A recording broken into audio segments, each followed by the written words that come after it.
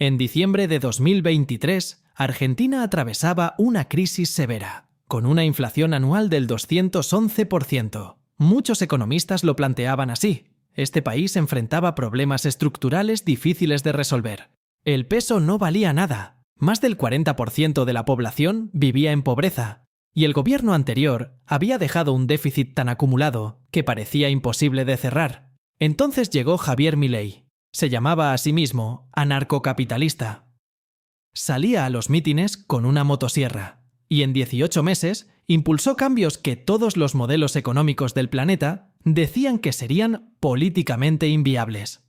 Quédate, porque los números que vienen ahora generan un debate que vale la pena entender.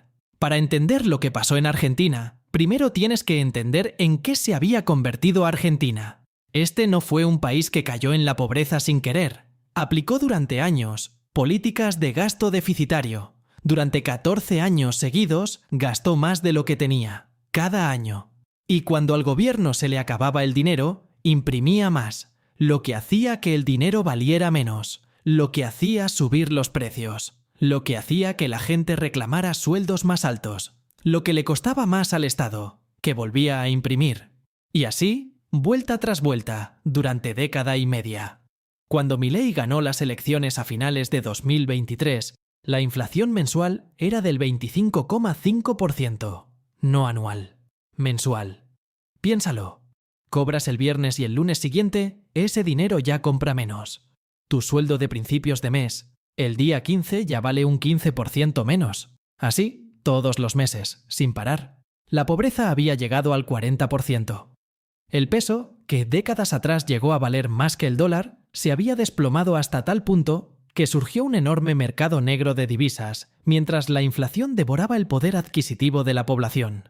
Los economistas tenían un nombre para lo único que algunos consideraban que podía funcionar: terapia de choque. Y los más escépticos añadían la misma frase: pero ningún gobierno democrático puede hacerlo de verdad. La gente no aguantaría. El primer día. Literalmente, el primer día en el cargo.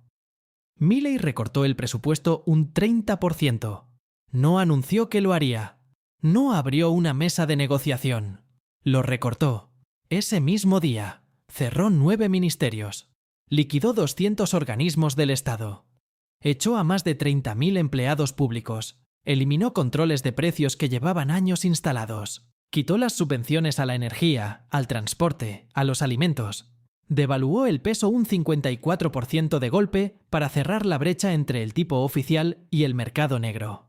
El dolor fue inmediato. Y Milei lo sabía. Le dijo al país sin rodeos: no hay camino sin dolor.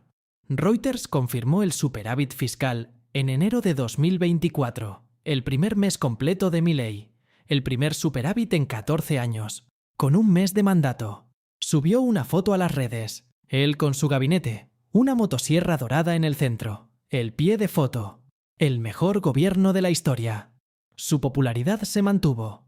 Aquí viene la parte que el relato oficial prefiere pasar rápido. Antes de mejorar se puso muy feo. La pobreza llegó al 52,9% en la primera mitad de 2024. Más de la mitad del país bajo el umbral de la pobreza. El desempleo subió al 8%. El nivel más alto en 4 años. Las facturas de la luz y el gas se triplicaron, a veces se cuadruplicaron, de un mes para otro. Buenos Aires ardía en protestas. Todos los críticos apuntaron a esos números y dijeron exactamente lo que pensaban. Ya lo advertimos. La terapia de choque no funciona. Nunca ha funcionado. Lo único que has conseguido es hundir más a los que ya estaban en el fondo. Ese debate sigue abierto. Pero los datos de los meses siguientes añadieron una capa más de complejidad. En la segunda mitad de 2024, algunos números empezaron a moverse en la dirección esperada por los defensores del ajuste. La inflación mensual bajó del 25,5 al 2,4% en diciembre. El FMI, institución acreedora de Argentina, y con interés directo en el éxito del programa, dijo que el ajuste fiscal de Milei era el más grande en la historia moderna del país. La bolsa se dio la vuelta. El índice Merval subió un 174% solo en 2024. Empresas que llevaban años paralizadas por la incertidumbre volvieron a invertir. El crédito al sector privado creció a 3 dígitos. Y entonces llegó el dato de pobreza: 52,9% a principios de 2024. Luego 38. Luego 31,6% en la primera mitad de 2025, el nivel más bajo desde 2018. Los críticos señalan que la indigencia, la pobreza más extrema, tardó más en bajar y que el salario real aún no ha recuperado su nivel previo a la crisis. Pero la tendencia de la pobreza general es real. El FMI proyecta ahora un crecimiento del 4% para Argentina en 2026 y 2027. La economía grande que más crece en América Latina.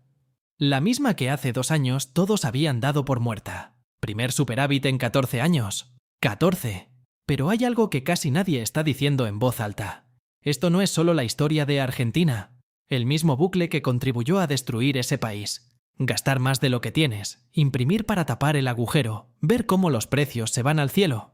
Es un debate que se da en economías 10 veces más grandes. Y que un gobierno con una motosierra haya demostrado que ese bucle puede interrumpirse con este tipo de ajuste. Eso es lo que genera posiciones muy encontradas en distintos sectores políticos y económicos. Argentina no está salvada, seamos claros. La inflación sigue por encima del 25% anual. La deuda con el FMI no desaparece.